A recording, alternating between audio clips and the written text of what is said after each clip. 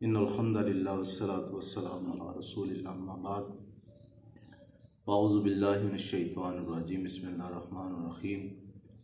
چوتھے پارے کا خلاصہ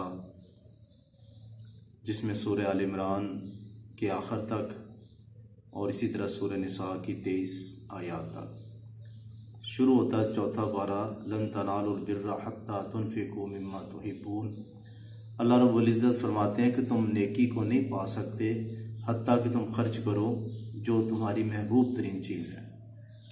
اس کا یہ معنی نہیں کہ آپ نکمی کوئی چیز یا ہلکی کریں گے تو اس کا اجر نہیں ہے۔ البر کا معنی کامل نیکی، کوالٹی والی نیکی تبھی تم حاصل کر سکو گے جب تم اپنی محبوب چیزوں کو، پسندیدہ چیزوں کو خرچ کرو گے۔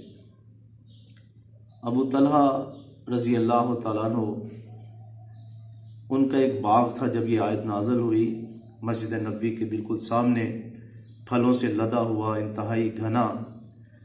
رسول اللہ صلی اللہ علیہ وسلم اکثر ادھر جاتے، سائے میں بیٹھتے، وہ کھجوروں کا خوشہ آگے توڑ کے رکھ دیتے۔ تو وہ کہتے اللہ کے نبی، مجھے سب سے زیادہ جائیداد میں یہ باغ محبوب ہے، میں اللہ کی راہ میں صدقہ کرتا ہوں۔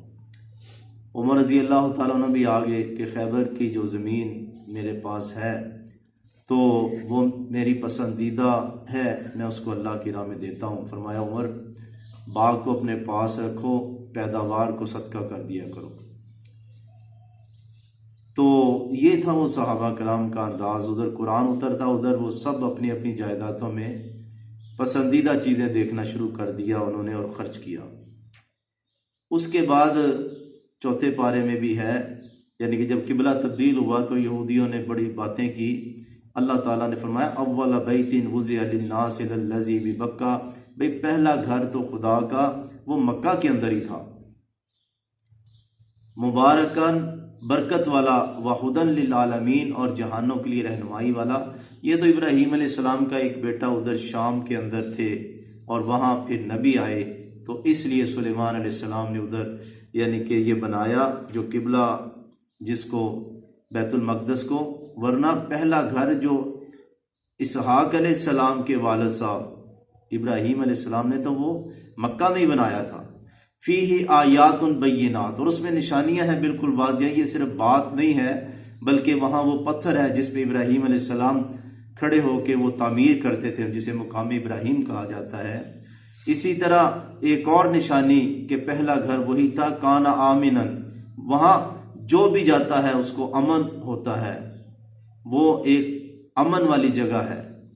پھر اللہ نے حج کا حکم دیا، بھی جو طاقت رکھتا ہے تم میں وہ حج کرے، جو استطاعت رکھتا ہے۔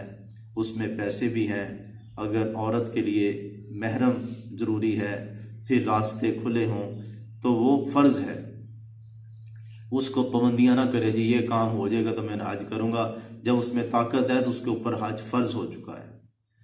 پھر اس کے بعد اللہ تعالیٰ نے اسی پارے میں فرمایا یا ایھا الذین آمنوا ان تطیعوا فریقا من الذین اوتوا الکتاب، ایمان والے لوگوں اگر تم اہل کتاب کی ایک جماعت کی اطاعت کرو گے، یردوکم بعد ایمانکم کافرین، وہ تمہیں ایمان کے بعد کافر بنا دیں گے۔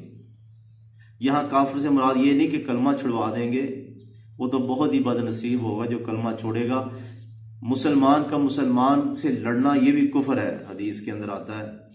تو حقیقی بات ہے کہ کافروں کی باتیں مان کے ملک آج مسلمان آپس میں ہی 1400 سال کی تاریخ بھری پڑی ہے، لڑتے رہے، اور یعنی کہ انہی کے کہنے پہ اپنے ملکوں میں فساد برپا کیا، اور اسی طرح ایک مسلمان دوسرے مسلمان کو انہوں نے خون بہایا۔ آج جتنی افراتفری ہے انہی کی اطاعت کی ہے۔ 1400 سال پہلے اللہ تعالیٰ نے فرمایا بھی اپنی پالیسیاں خود مرتب کرو۔ اگر تم ان کے مشورے پہ عمل کیا، اور وہ ظالم ہر ایک کے ساتھ رابطے میں ہے، سیاستدانوں سے الگ ہیں، بیوروکریٹ سے الگ ہیں، فوج سے الگ ہیں، تو وہ تمہیں آپس میں لڑائیں گے۔ ایمان کے بعد مسلمان کا مسلمان سے لڑنا کفر ہے، اور ہم یہ جنگیں اپنے آنکھوں سے دیکھ رہے ہیں۔ اس کے بعد مشہور آیت جو خطبے میں پڑھی جاتی ہے، یا ایھا الذین آمنوا اتقوا اللہ حق تقاتہ، مسلمانوں اللہ سے ڈرو جس طرح ڈرنے کا حق ہے، वला तमूतुन्ना इल्ला व अंतुम मुस्लिमून, मौत जब भी आए तो मुसलमानी की हालत में आए।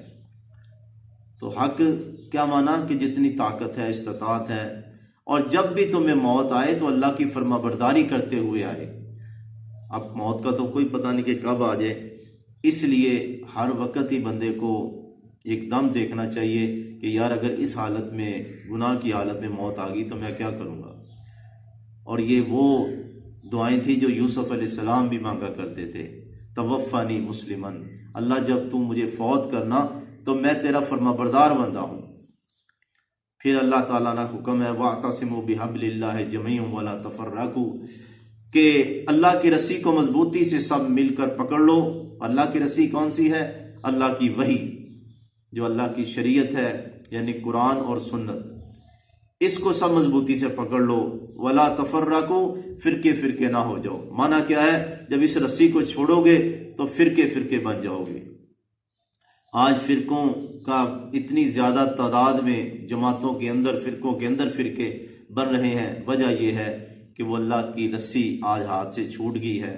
ठीक है, आप मुहद्दिसीन का, आइम्मा का एहतराम करें, उनकी तहकीक से फ़ायदा उठाएं, लेकिन उनके नाम के फ़िरके बनाना, इमाम शाफ़ी के नाम का, इमाम अबू हनीफ़ा के नाम का, आला हज़रत अहमद रज़ा ख़ान बरेलवी के नाम का, भाई अगर किसी शख्स के नाम के फ़िरके बनाना जायज़ होता तो सबसे पहले तो मोहम्मद सल्लल्लाहु अलैहि वसल्लम के नाम का फ़िरका बनता, या अबू बकर सिद्दीक़ के नाम का बनता, हज़रत उमर के नाम का, हज़रत अली रज़ी अल्लाह तआला अन्हु के नाम का। तो जब उन जन्नती लोगों के नाम के फ़िरके नहीं बने तो फिर सदियों बाद आने वाले लोग उनके नाम के फ़िरके किस तरह जायज़ हो सकते। उसके बाद अल्लाह ताला फरमाते हैं क़यामत के दिन कुछ चेहरे रोशन होंगे और कुछ स्याह होंगे। ये दुनिया के अंदर जो रंगतें हैं ये दुनिया तक ही रहेंगी। क़यामत के दिन तो अमाल के लिहाज से बंदा के चेहरे चमक रहे होंगे और किसी के स्याह होंगे, गुबार पड़ी हुई होगी। जिनके चेहरे सफ़ेद होंगे, रोशन होंगे, वफ़ी रहमतिल्लाह, वो पहचाने जाएंगे ये अल्लाह की रहमत में हैं। और जिनके चेहरे स्याह होंगे उनको कहा जाएगा अकफर तुम बाद ईमानिकुम, तुमने कलमा पढ़ने के बाद कुफर किया, ईमान की तुमने कदर नहीं की। बाई बर्थ मुसलमान हो गए लेकिन अमल में तुम काफरों से भी बदतर रहे। फिर फरमाया कुन तुम खैर उम्मतिन उखरिजत लिन्नास, इसी पारे के अंदर तुम बेहतरीन उम्मत हो, कद काट की वजह से नहीं या इसी तरह और दुनियावी नेमतों की वजह से नहीं, बल्कि क्यों उखरिजत लिन्नास, तुम लोगों के लिए निकाले गए हो। तो ये मशरूत है, बेहतरीन उम्मत तब है जब तुम अपना मिशन पूरा करोगे। तुम लोगों के लिए निकाले गए हो कि नेकी का हुक्म दो और मुनकर से मना करो। जिस तरह कभी यहूद को, बनी इसराइल को अल्लाह ने दुनिया की फजीलत दी तो वह भी मशरूत थी। जब उन्होंने उल्टे काम शुरू कर दिए तो फिर जिस रब ने कहा था तुम्हें फजीलत दी, उसी रब ने फिटकार और लानत उन पर डाल दी और उनकी नस्लों को ही बंदर और शक्लें उनकी मसक कर दी गई। तो इस उम्मत को भी फजीलत शर्त मशरूत है अगर ये अपना मिशन पूरा करेगी। बाप अपनी औलाद को नहीं समझाता, उस्ताद अपने शागिर्दों को नहीं समझाता, मौलवी अपने मुक्तदियों को नहीं समझाता, यानी कि दूसरे लोगों को समझाना, ये तो डॉक्टर जाकिर नाइक जैसे लोग या कुछ और अहले इल्म जो आज दुनिया को नेकी की राह दिखा रहे हैं, उनके अकीदे बदल रहे हैं, वरना तो आपस में जंग व जदल जारी है फ़िरक़ों की और पार्टियों की। तो असल मिशन क्या था कि लोगों को नेकी का हुक्म देना। फिर फरमाया बड़ी अहम हदायत चौथे पारे में कि किसी काफिर को राजदा ना बनाओ, बता ना तन, अपने जंगी राज ना दो। हमारी जंगी मशकें इकट्ठी होती हैं। वद्दु मा अनित्तुम, अल्लाह कहते हैं वो चाहते हैं तुम्हें तकलीफ पहुंचे। वला युहिब्बूनकुम, यानी कि तुम उनसे मोहब्बत करते हो, वो तुमसे मोहब्बत नहीं करते। सारे काफिर नहीं ऐसे होते हैं, बड़े बड़े यानी कि खैर ख्वाह भी होते हैं, लेकिन अहले किताब में खुसूसन ये यहूद जो हैं इनका बुग़्ज़ तो बहुत ज़्यादा है। फिर अल्लाह ताला ने सबको कहा मोमनो वसारियु इला मग़फ़िरतिन मिन रब्बिकुम, अपने रब की बख्शिश की तरफ दौड़ो, जल्दी करो। व जन्नतिन, और जन्नतों की तरफ दौड़ लगाओ। جس طرح کسی ٹارگٹ کو اچیو کرنا ہو تو بندہ کہتا میں یا پہلے وہاں تک پہنچ جاؤں، تو تمہارا ٹارگٹ جنت ہے، اللہ کی بخشش ہے، تو اللہ کو ناراض کرنے والے کام نہ کرو۔ جس طرح موسیٰ علیہ السلام جلدی چلے گئے تھے نا کوہ طور پہ 70 سرداروں کے ساتھ، سردار پیچھے ہیں، موسیٰ علیہ السلام جلدی چلے گئے۔ اللہ نے کہا موسیٰ تو جلدی آ گیا ہے، تو کہا اللہ جلدی اس لیے آیا ہوں کہ تو راضی ہو جائے۔ تو نیکی کے معاملات میں بندے کو لیٹ نہیں کرنا چاہیے۔ اور کتنا جلدی، احد کے دن جس طرح ایک صحابی کھجوریں جلدی جلدی کھانے لگے، جو اپنی پوٹری خالی کر لوں، لیکن پھر کہنے لگے میں لیٹ ہی نہ ہو جاؤں، باقی کھجوریں پھینک دیں اور جام شہادت نوش کر لیا۔ تو ہم نماز پڑھتے ہیں لیٹ کرتے کرتے آخری یعنی پہنچ جاتے ہیں جماعت، یا تشہد میں ملتے ہیں یا باقی، تو مسجدوں میں آئیں، نیکی کے معاملات میں پہلے آئیں، اور نیت وہی ہو جو موسیٰ علیہ السلام کی تھی کہ ربا تو راضی ہو جائے۔ پھر اللہ رب العزت نے مومنوں کی صفات بیان کی کہ ہر حالت میں خرچ کرتے ہیں، وہ تھوڑے پیسے ہیں ان کے پاس یا زیادہ، وہ یعنی کہ خرچ کرنے والے، والکاظمین الغیظ، غصے کو پی جانے والے۔ ہمارا غصہ تو سب سے پہلے آتا ہی یعنی کہ مسلمانوں پہ ہے، جو فلسطین کو لہو لہان کر رہے ہیں، جو کشمیر پہ قبضہ کر کے بیٹھے، ان کے ساتھ تو ہم پھر کھلا کے ہنستے ہیں۔ ہاں آپس میں غصہ ہی نہیں ختم ہوتا، اور دیکھ لیں اسی سے فیصلے ہو رہے ہیں، اسی غصے کی بنیاد پر کریک ڈاؤن ہو رہے ہیں۔ والعافین عن الناس، اور یہ لوگوں کو معاف کرنے والے ہوتے ہیں۔ کوئی بے حیائی یا ظلم کا ارتکاب ہو جائے تو فوراً اللہ کو یاد کرتے ہیں، فاستغفروا لذنوبہم، اپنے گناہوں کی معافی مانگتے ہیں۔ یہ نہیں کہ قبروں میں ساتھ ہی وہ گناہ لے جاتے ہیں، وہ رو دھو کے اپنے اللہ سے معافی یعنی کہ مانگتے ہیں۔ غزوہ احد کا تذکرہ ہے تفصیل کے ساتھ، جو 3 ہجری کو ہوا۔ مسلمان 1000 تھے، جس میں 300 منافق الگ ہو گئے، 700 رہ گئے۔ کافر جو ہے وہ 3000 تھے۔ بہرحال مسلمانوں نے بڑی دلیری سے مقابلہ کیا۔ نبی پاک صلی اللہ علیہ وسلم کے ایک حکم کی انہوں نے تعویل کر لی۔ آپ نے فرمایا اس ٹیکری کو نہیں چھوڑنا، لیکن وہ چھوڑ بیٹھے کہ جی اب تو جنگ ختم ہو گئی ہے، یہ سمجھے کہ غنیمتیں تقسیم ہو رہی، ہم رہ ہی نہ جائیں۔ تو خالد بن ولید جو شکست کھا کے جا رہے تھے، اس وقت ابھی کافر ہی تھے، انہوں نے دیکھا ٹیکری خالی ہے، کیونکہ پہلے بھی وہ 2-3 دفعہ ادھر سے آنے کی کوشش کی، تیر اندازوں نے مار بھگایا۔ اب وہ واپس آئے، اور مسلمانوں کے ذہن میں نہیں تھا کہ ادھر سے کافر آ جائیں گے۔ مسلمان سینڈوچ بن گئے، حضرت حمزہ شہید ہوئے، حضرت حنظلہ شہید ہوئے، مصعب بن عمیر شہید ہوئے، خود اللہ کے نبی صلی اللہ علیہ وسلم زخمی ہوئے، 70 صحابہ شہید ہو گئے۔ بہرحال کافر چلے گئے، بہت شہادتیں ہوئیں، 70 صحابہ زخمی ہوئے۔ تو جب وہ چلے گئے نا، تو ابو سفیان کمانڈر تھا، اس کے ذہن میں آئی یار ہم نے تو مدینے کی کوئی چیز کو فتح ہی نہیں کیا، واپس جاتے ہیں۔ تو رسول اللہ صلی اللہ علیہ وسلم ہی سمجھتے تھے، آپ نے فرمایا بھی چلو ابو سفیان کہیں واپس نہ آ جائے، پھر تو بڑا مدینے کا نقصان ہوگا۔ اب ٹوٹی ہڈیوں والے، بہتے زخموں والے 70 لاشیں پڑی ہیں، اور کسی کا بھائی، کسی کا بیٹا شہید ہوا ہے۔ کیا تھے صحابہ کرام، اللہ ان کے درجات بلند کرے۔ نبی کی اطاعت میں پھر واپس یعنی کہ ابو سفیان کے پیچھے چل پڑتے ہیں۔ خون رس رہا ہے، زخموں سے چور ہے۔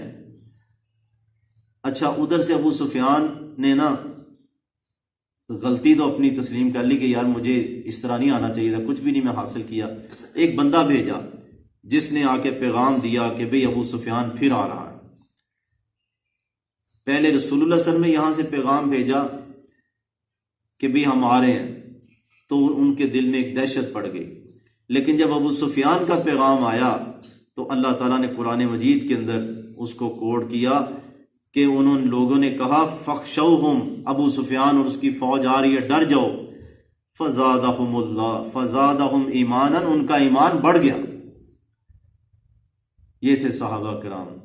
ہم یعنی کہ نکتہ چینی کرتے ہوئے سوچتے ہی نہیں کہ اللہ تعالیٰ کہتے ہیں جب ان کو کہا گیا ان زخمیوں کو کہ ڈر جاؤ آ رہے ہیں، ان کا ایمان بڑھ گیا۔ وقالو، کہا حسبنا اللہ و نعم الوکیل، اللہ ہمارے لیے کافی ہے اور وہ بہترین وکیل ہے۔ زکوٰۃ جو نہیں دیتے سیطوقون ما بخلوا بہ یوم القیامہ، قیامت کے دن ان کے گلے میں لپیٹ دیا جائے گا۔ اور حدیث کے اندر آتا ہے گنجا سانپ بن جائے گا جو لوگ اپنے مال کی زکوٰۃ نہیں دیتے۔ پہلے تو بڑا بھاگے گا اس سانپ سے، آخر کار ہانپ کر گر جائے گا، اس کے گلے میں وہ لپٹ جائے گا، کہے گا انا کنزو کا انا مالو کا، میں تیرا خزانہ ہوں، میں تیرا مال ہوں۔ تو جس کو اللہ نے مال دیا وہ ہیل و حجت نہ کرے، فوراً زکوٰۃ دے اور مستحق لوگوں تک پہنچائے۔ کیوں؟ وَلِلَّهِ مِيرَاثُ السَّمَاوَاتِ وَالْأَرْضِ، لوگوں زمین و آسمان کی وراثت تو اللہ ہی ہے، یعنی کہ وارث اصل میں اللہ ہی ہے۔ تم تو سب مر جاؤ گے۔ اللہ سمجھنے کی توفیق عطا فرمائے۔